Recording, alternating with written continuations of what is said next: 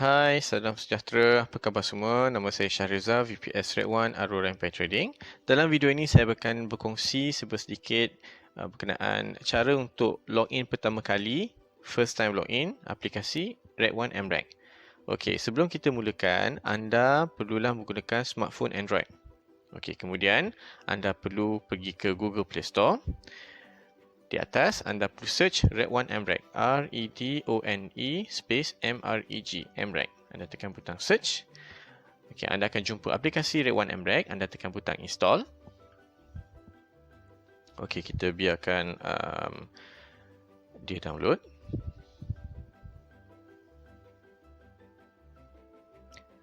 Okey, sekarang dia sedang install dalam phone.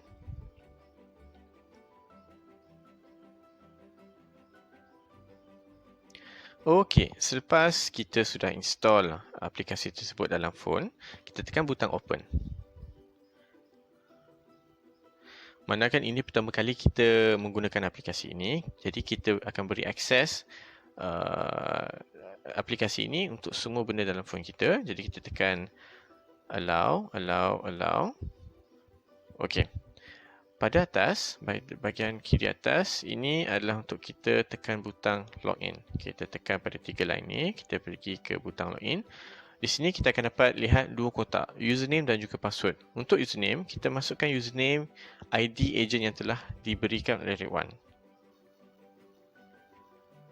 Untuk password pula, ini adalah password yang telah anda sendiri setkan semasa proses pendaftaran AGEN Red One.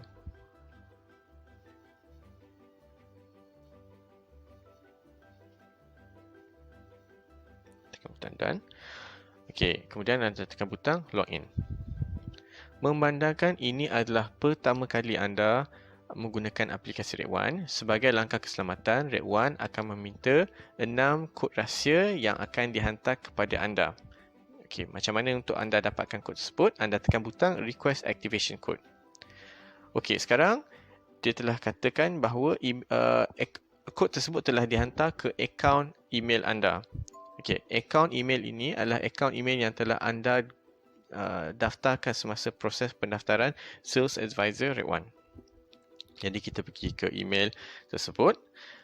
Anda akan dapat email daripada Red One yang bertajuk Activation Code. Jadi anda tekan email tersebut untuk buka. Seperti mana yang kita dimaklumkan tadi, Red One telah hantar kepada kita 6 kod rahsia. Saya silent ya. CBUFFP. Okey, setiap akses, setiap agent, kod yang berbeza.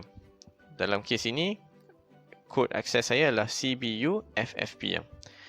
Saya pergi semula ke aplikasi mREG. Saya masukkan kod rahsia tersebut. C besar, B besar, U besar, F besar, F besar, P besar. Okey, sekarang anda tekan butang submit. Voila. Akaun anda telah deactivate. Telah deactivate ya. Okey. Memandangkan tadi kita masukkan kod rahsia, untuk login pertama kali tanpa kod, anda perlu tekan login. Anda masukkan ID kod agent anda. Anda masukkan password yang telah anda setkan. Anda tekan login. Okey, sekarang anda dah dapat masuk dalam apps mREG. Jadi untuk kali seterusnya anda tak perlu dapatkan kod rahsia. Anda hanya boleh login secara normal, secara biasa dengan masukkan kod agent anda dan juga password. Okey, jika anda ada sebarang pertanyaan, anda boleh berhubung dengan kami. Terima kasih dan jumpa di video seterusnya.